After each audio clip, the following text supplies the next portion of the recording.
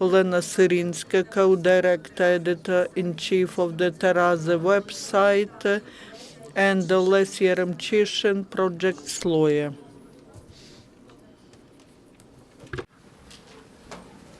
Доброго дня. Good afternoon. I'm Maksym Mayorov. We would like to present the results of the project Rights and Liberties Cannot Be Annexed. That was the project implemented by the NGOs, IDPs Union and Information Center Maidan Monitoring, which is represented by Olena Syrinska. Also, Olena Syrinska is the editor-in-chief of the website Terezy, which joined this project after the Crimean Peninsula was occupied and annexed by Russian Federation. There was a lot of information about violating of the rights and liberties of the citizens on the temporarily occupied territory of Crimea. Many of them were related to the beginning of the occupation when different administrative buildings were occupied, and then after the situation got stabilized, the violations continue. The occupation itself is the source of the violations of the rights and liberties of the people who stay in Crimea. In order to somehow to register these violations, to present that to the public, we organized the project Rights and Liberties Cannot Be Annexed, and that was supported by the Renaissance Foundation. This project is about creating an interactive map of Crimean Peninsula where graphically we could demonstrate different violations of human rights, which were classified to different categories. We have more than 500 different violations. We accumulate them.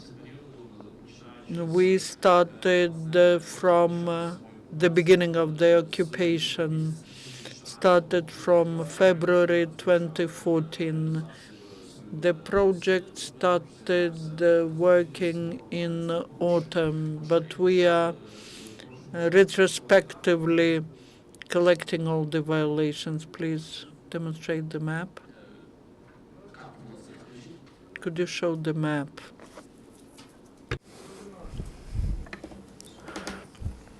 Тобто ми бачимо карту Кримського. We see the map of Crimean Peninsula, and down there there's a time scale, and you can see the violation according to the time scale, and also you can see different categories of violations. We have most of violations in Simferopol because most of that was concentrated in Simferopol. All those who want can add to the map. We asked the people from Crimea to fill in this map. And also on the website we have a moderator, and all the cases which are to be added, they're first verified. Our lawyer, Leslie Remchishin, will talk about the analysis of all the data which you see on the map. We classified the violations, as you can see on the map. So we have 4 categories. These are like civic and political rights, rights of the indigenous population, cultural and religious rights, and social economic rights. Talking about statistical data, 34%, that's civic and political. The rights of indigenous people, 19.8%. The violations of cultural and religious, 15, and social, economic, 31.7%. Talking about civic and political rights violations, we see the following categories. First of all, that's the right for personal freedom and immunity, illegal detention, tortures and interrogations, illegal transportation of people to Russian Federation, and also non-investigating the cases when people are missing. The next category is illegal searches, which are conducted especially in religious organizations. The systemic violations of the right for citizenship.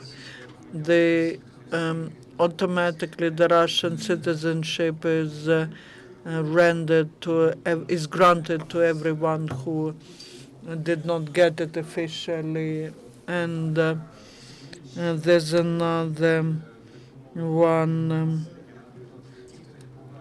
Those who are in the detention facilities, they suffer from that most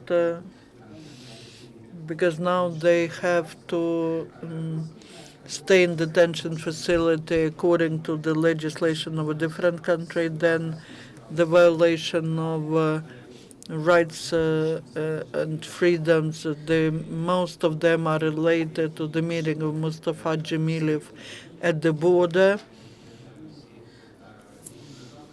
And recent celebration or marking of the International Day of Human Rights on the 10th of December was prohibited in Simferopol. Then the right for free choice of the place of residence.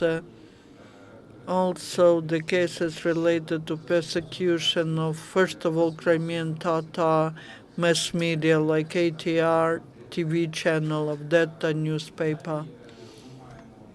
Also, there's another block of social economic rights where there are such violations as nationalization, confiscation of some companies, and some crimes like pogroms, and we have the nationalized Krim, some sanatoria, Yalta Film Studio, and many other. We also have the situation with the legal collectorship. The new authorities are collecting debts of Crimean citizens to Ukrainian banks. So people who paid their debts, if they go outside of Russian Federation, they can again be made responsible for non-payment. So this money goes who knows where. There are different forms of pressure on business. Inability of occupational administration to support the necessary level of administering. The population is not receiving the electricity or water, the transportation collapse. We have 90% of decrease in fishery industry, also the production in light industry decreased a lot. The next one is cultural and religious rights. That's when the fire was set to mosques. There were four such cases registered. Also the searches in madrasa, in Muslim schools.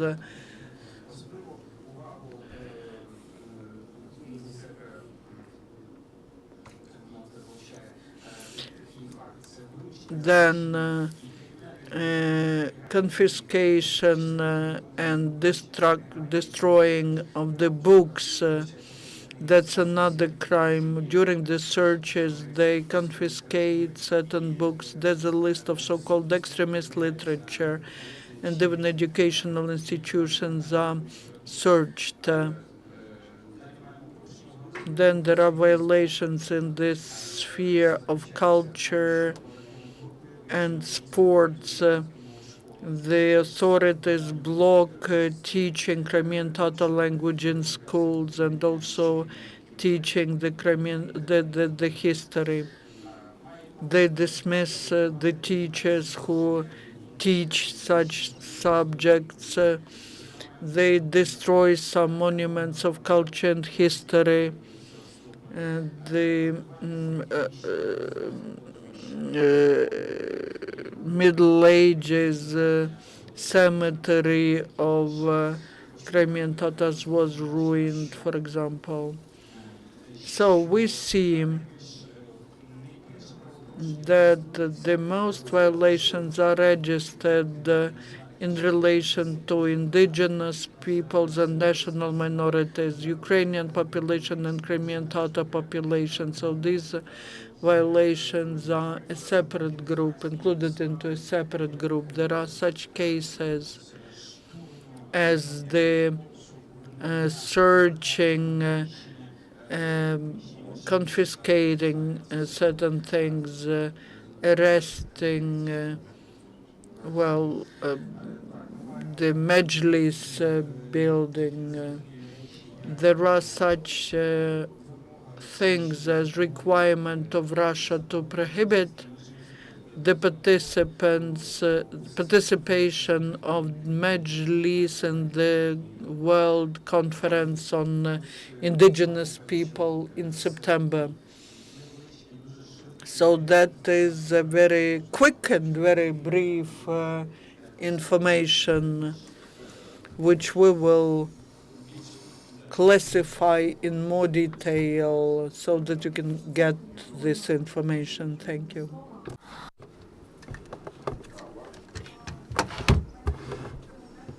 The grant was provided by the site Teresa, and we involved also. We're trying to involve IDPs and residents from Crimean victims. And we announced a competition of articles, and among 50 of the best should be awarded. And we have 52 articles. And also we made films about human rights, and very soon, tomorrow, we'll show them. And our YouTube will have our channel on YouTube, and if to be very brief, because I see that our time is over. Any question? Tell me, please. Russia says, special opposition leaders, they say, let's have an anonymous referendum in Crimea, and then we decide what where Crimea should belong to. Is there any propaganda or counter-propaganda work or information campaign around that?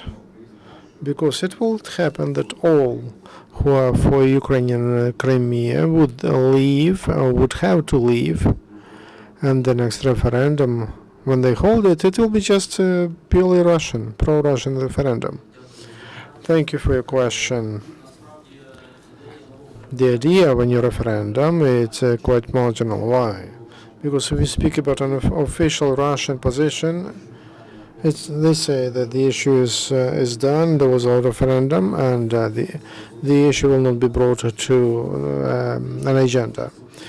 But the position of Ukraine is we need to follow the legislation of Ukraine. And according to Ukrainian laws, the territorial issue can be solved and not through a local referendum. As a variant, it should be a national Ukrainian referendum, not just a Crimean referendum. And if residents of Ukraine in general at the referendum will be against, then according to Ukrainian law, there will be a negative decision. The idea of holding a new honest referendum, as we know, it is proposed by some oppositional leaders in Russian Federation. But I doubt no anybody can speak about that in the near future. In Russia and also in Ukraine. One more question. You told that anyone could give materials to that site. Do you look through? If you see,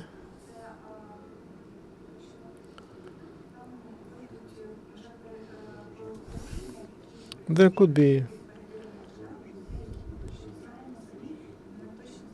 some violations, and we receive that information from people directly from people in Crimea. Because we have pre-moderation, we ask local people to check. Okay, you record